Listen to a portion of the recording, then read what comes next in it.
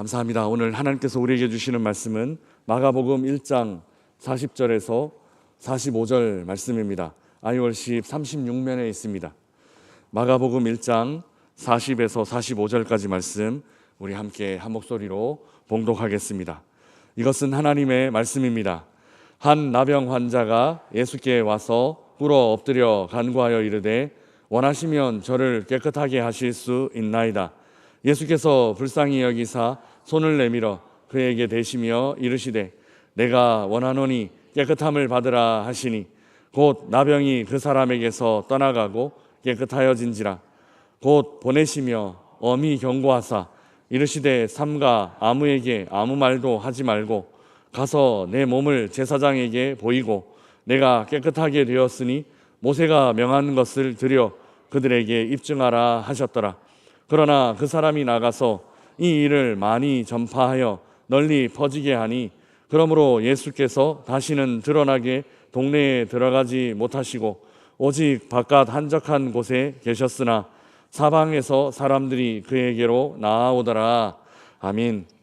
불쌍히 여기사라는 제목으로 이 아침 하나님의 은혜를 나누겠습니다. 오늘 본문은 나병 환자를 치유하시는 이야기입니다. 이 이야기를 잘 이해하기 위해서는 먼저 나병, 당시 고대인들이 생각했던 나병에 대해서 이해를 해야 합니다. 고대 사람들에게 나병은 단순히 병 중에 하나 혹은 당시에 고치기 힘들었던 불치병 정도의 의미, 그저 그 정도의 의미를 갖고 있지 않습니다. 고대인들에게 나병은 곧 죽음이었습니다. 고대 랍비 문헌에 보면 죽음이 무엇인가, 죽음에 대해 기록하고 있는 부분이 있는데요. 거기 특이한 죽음에 대한 이해가 있습니다. 육의 호흡이 끊어진 것, 육의 호흡이 멈춘 것, 죽음이지만 고대인들은 꼭 육의 호흡이 끊어진 것만 죽음으로 보지 않았습니다. 여러 가지 다양한 죽음의 의미가 있었는데 그 중에는 나병에 걸린 것도 죽음이었습니다. 그러니까 나병에 걸려서 앓다가 언젠가 육의 호흡이 끊어져 죽는다 이런 의미가 아니라 나병 발병 자체가, 나병에 걸렸다라는 자체가 이미 죽은 것으로 여겼던 것입니다. 왜 그랬을까 생각해 보면 우선 고대인들은 나병을 하나님의 저주라고 생각했기 때문일 것입니다. 하나님의 저주라고 생각했으니 하나님과의 관계가 이미 끊어진 것이라고 여겼을 것입니다. 이는 영적 죽음이라고 볼 수 있습니다. 하나님과의 관계가 끊어졌으니 영적으로 죽은 것입니다.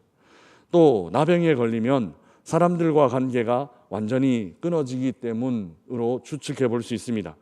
나병은 부정한 병으로 여겨졌고 나병에 걸린 사람과 접촉하게 되면 그 접촉한 사람도 부정하게 되는, 그러니까 부정을 전념시키는 병이었습니다. 그러니 나병 환우들은 다른 사람들로부터 철저히 격리되어야만 했습니다. 심지어 도시나 마을 안에서 함께 살아갈 수 없었고 거주지 밖으로 추방당해 그들끼리 공동체를 이루어 살아야만 했습니다. 성경을 읽다 보면 나병 환자들이 모여있는 그런 모습을 보게 됩니다. 이런 모습이 바로 거주지에서 추방되어 그들만의 공동체를 새로 구성하게 된 것이라고 볼 수 있습니다. 이러고 보니 육의 호흡은 남아있지만 이들의 삶은 이미 죽은 것이나 마찬가지입니다. 가족들을 만날 수 없고 직업 당연히 가질 수 없으며 모든 인간적인 것들을 내려놓아야만 하는 처지가 된 것입니다. 이는 사회적인 죽음이라고 볼 수 있습니다. 그 어떤 사람과도 연결될 수 없고 그 어떤 사람과도 소통할 수 없는 죽음, 바로 사회적 죽음입니다. 이렇게 영적 죽음 그리고 사회적 죽음 생각해 보니 꼭 나병에 걸린 사람만 겪는 것 아닌 듯합니다. 하나님 제대로 알지 못하고 공동체 안에 제대로 들어오지 못하면 살아있는 듯 하나 영적으로 죽어 있고 살아있는 듯 하나 사회적으로 죽어 있는 사람들도 여럿 있는 듯 합니다.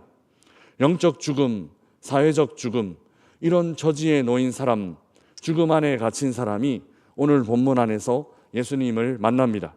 그에게 어떤 일이 일어났을까요? 우리 먼저 오늘 본문 40절 말씀 함께 읽어보겠습니다. 40절입니다. 한 나병 환자가 예수께 와서 꿇어 엎드려 간구하여 이르되 원하시면 저를 깨끗하게 하실 수 있나이다. 아멘.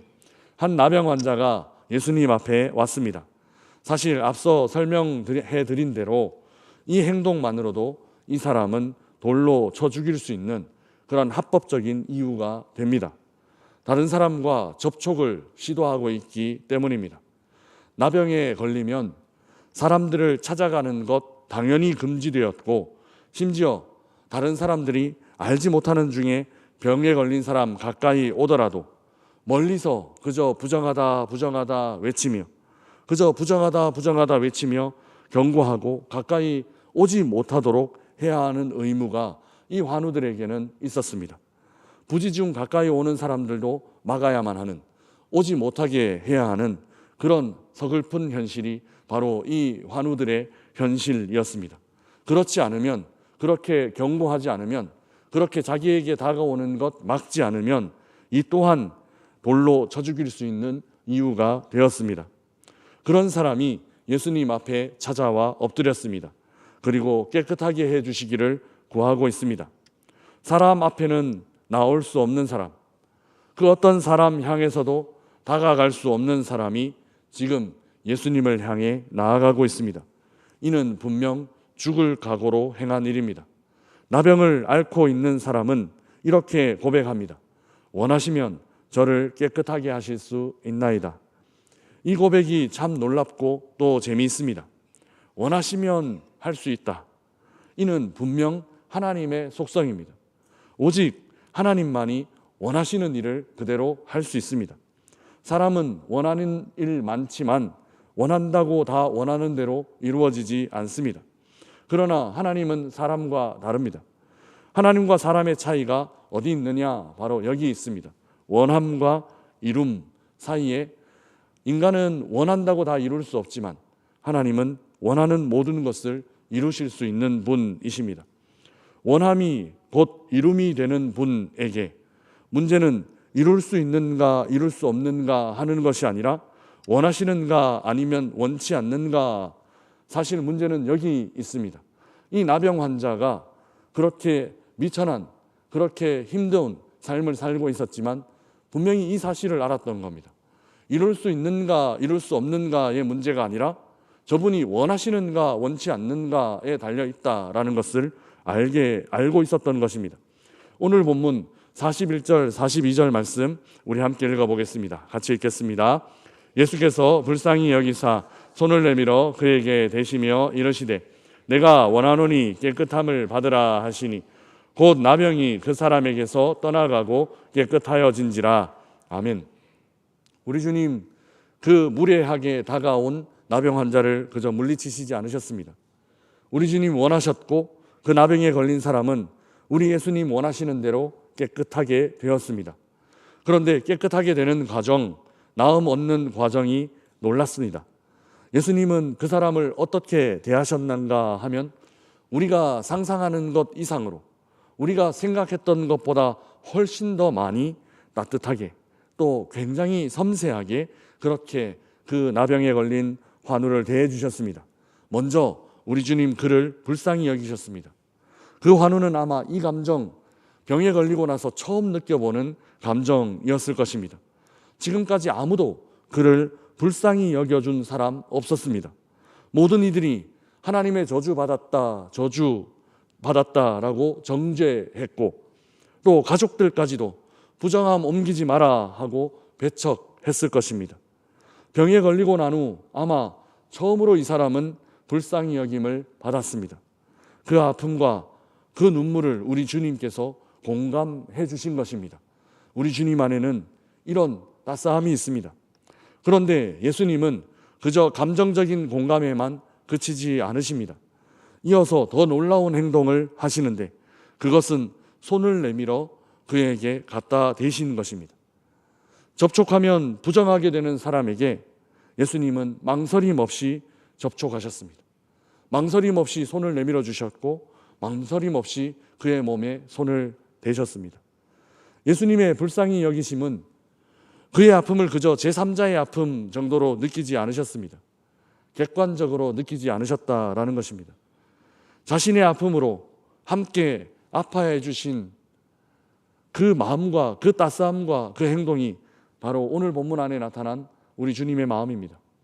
그래서 손을 내밀어 그의 부정한 몸에 손을 대시고 기꺼이 접촉하신 것입니다. 이 불쌍히 여기심으로 자기 아픔처럼 함께 아파해 주심으로 치유가 시작되었습니다. 치유는 여기서 시작됩니다. 모든 치유와 회복은 여기서 시작됩니다. 누군가의 아픔을 내 아픔처럼 느끼는 그 불쌍히 여기는 마음, 누군가의 상처를 내 상처처럼 함께 괴로워하고 아파하는 공감하는 마음, 모든 치유와 회복은 여기서 시작됩니다. 그리고 우리 주님 이렇게 말씀하셨습니다.